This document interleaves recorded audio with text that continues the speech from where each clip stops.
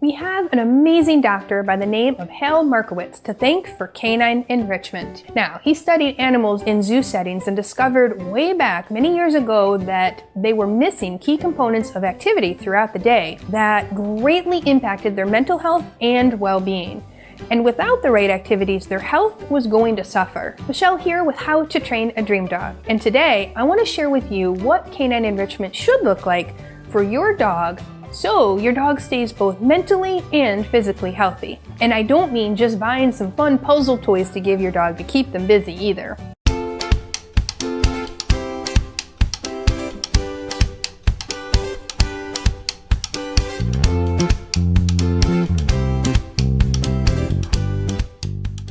Now, before we begin, go ahead and hit that subscribe button because you're not going to want to miss when another video just like this one comes out. Now, we do need to take into consideration our dog's natural instincts and breed characteristics as part of our research on which enriching activities would be best for your dog. So for example, a beagle who never gets to sniff and explore is probably going to lose his mind and go stir crazy.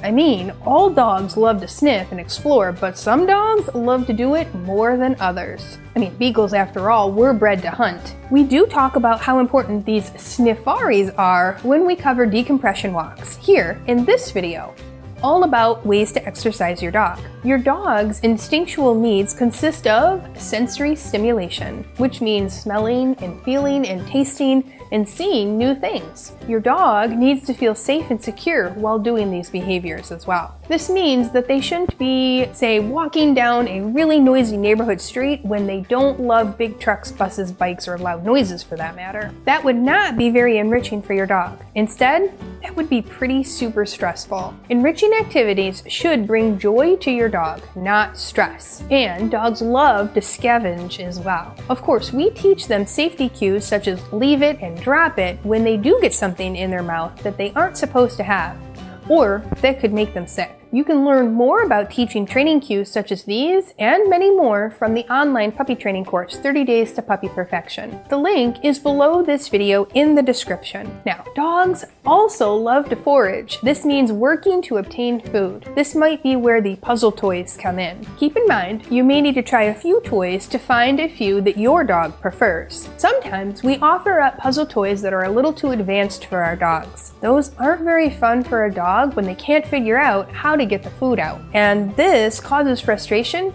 and your pup not only gets discouraged, but stressed too. For example, we love the Kong, and we have several filler ideas that you can find in this video here. But sometimes the Kong is a little too tough for younger pups who can't figure out how to get the food out. So instead, we suggest a West Paw Topple, or maybe even a snuffle mat. Snuffle mats allow your dog to paw and dig to find the kibble or hidden treats. Now, when your dog doesn't get the right amount of mental and physical exercise, including opportunities to engage in daily activities they find enriching, you can expect an increase of the unwanted, or what we consider unwanted behaviors. You heard that right. It's only considered unwanted to us, but natural to our dogs. Let's take, for example, barking. A dog that doesn't get the right amount of physical or mental exercise is going to be edgier. They are going to be more in tune to every little noise they hear. This means they are going to likely alert bark. When we can help release the pent-up energy our dog has on a daily basis, we can see a lot more relaxed and oftentimes calmer dog. Now, for more information about barking dogs, you can check out this video here after you're done watching this one. Just an FYI, I always put the video links in the descriptions below my videos, so you can click the link and go directly to the other videos I mentioned. Okay, back to canine enrichment. Now, an important part of enrichment involves the ability to make choices. We control so many aspects of our dog's lives. When they eat, where they sleep, who they can interact with, how they are getting there, and where they're going to get to go. It is important for the mental health of your dog to allow them a choice. Research shows that the days of being a control freak over your dog and demanding that they do what you say 24/7 is actually really detrimental to your dog's health. I mean, how would you feel if you never got to make another choice a day in your life? Well, I mean, it might sound pretty good in the beginning, like, phew, I don't have to decide what's for dinner, finally. Who else struggles with this one? I don't know about you, but I get asked often by my family members, what's for dinner? And then I always have to decide what we're having well in advance and get all the supplies and have them ready to go throughout the week. And for me, that is an extremely daunting task, and it can be overwhelming. I would love it if somebody else made that decision for me, but of course, over time, I'm sure I'm gonna get a little frustrated with the decision being made for me. I mean, sometimes I just wanna have pasta or steak for dinner. And if I never get to choose when we have that, man, that would be a real bummer. Now, the choices I'm asking you to allow your dog to make aren't life-altering here, but can really change their behavior in a good way. Let's take, for example, going out for a walk. Now, it's likely that you have walked out the door and you've already determined which direction you're going to go in. Sometimes the dogs may just want to go in the opposite direction, and then they continue reacting or pulling on the leash or lagging behind, all out of frustration. What if you went out your door and you let your dog decide which direction the walk was going to go in for the day? You might be surprised. Allison, one of our team members, started doing this recently with her dog, Lincoln. She let go of the control just a little bit and allowed Lincoln to decide which way they were going to go for their walk. She noticed that Lincoln enjoyed the walks a lot more, and he was a lot less stressed upon returning home. Sometimes our dogs catch a scent of something they just want to explore. Not allowing them to check it out can actually be very frustrating for them. My dog Pickles is a prime example. I can drop a piece of kibble while he's in his crate, and 4 hours later he remembers where that exact piece of kibble was.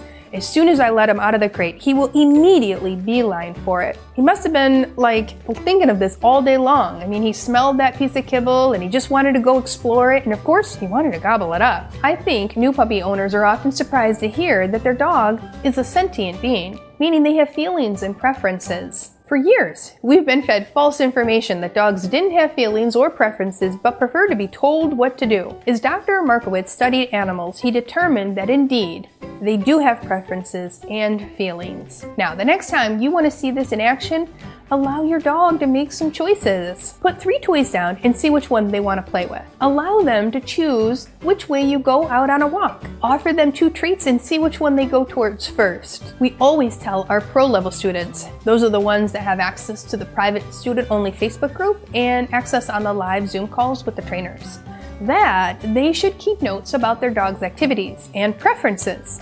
It's like a daily logbook or a reflection of what things work and what doesn't work, or what happens after a particular activity. So for example, when you give your dog a puzzle toy, how long did it take them to figure it out? Are they acting frustrated and give up and walk away? Or do they stay engaged for a longer period of time? And what is their behavior like afterwards? These are crucial pieces of the puzzle. Now, if you continue to offer up the activities that your dog doesn't love to do, you're not going to see the results you're looking for, which might be a calm, relaxed dog. Or maybe a dog that tunes in and pays attention when you're working on training games. Remember earlier how I told you that knowing your dog's breed characteristics can be helpful in determining which activities to offer to your dog? Well, let's take those dogs that love to chase. We might want to incorporate a flirt pole into the training mix. Not only can your dog chase after a fast-moving item, but you can incorporate a few training games into the mix too. Maybe you ask your dog for a sit or a down before you engage in the game. And you'll likely be working on drop it or even leave it as you play with your dog. Safety tip here. Keep in mind that puppies should not be encouraged to jump high as they chase after that flirt pole lure. The lure should be kept low and on the ground, and you're going to be encouraging your dog to move after it and chase after it. Be sure that you are not whipping the toy so that your dog has to make fast hairpin turns either, as they try to attempt to grab that lure. This is actually very dangerous for growth plate development and bone development. I do talk a lot more about safely exercising your dog in this video here. Be sure to play the game in a grassy area, not on a slippery floor and not on pavement where the pads of their feet could get easily ripped up either. But what if your dog is a digger? Now, I often see bad advice online advising puppy owners who have dogs that dig to get them to stop digging immediately. They might tell you to put rocks in the holes or things like red pepper flakes. Whatever you do, don't use these techniques. Instead, I want you to provide an outlet for your dog to positively dig in an appropriate place. Yes, you heard me right. I said we are not going to correct the dog for digging. Instead, we are going to redirect them to a place they can dig. Here's the reason why. Attempting to extinguish a dog's natural behavior can actually lead to other unwanted behaviors. Remember, your dog has species-specific needs and preferences. If we attempt to suppress or take away the behavior, not only are we going to cause undue stress and anxiety, but what are we replacing the unwanted behavior with? And will that behavior be as strong as the one you're trying to attempt to remove? Likely not. As a matter of fact, in your absence, your pup is still likely to do the natural behavior. This means if they are digging holes in your yard, you can provide a dig box where you've hidden goodies and toys, and you've created a positive place to dig instead of trying to extinguish or punish the digging behavior. Now, there are some really fun things you can make at home to also create enrichment activities too. And it won't even cost you much either. Let's collect a few things from around the house. I want you to grab a cereal box, a muffin tin, and a water bottle. How many ways can you create a puzzle toy with these? Here's the cereal box. It's easy with a few holes, and maybe harder with less holes, and harder yet with one big hole and a bowl over the top. What about the muffin tin?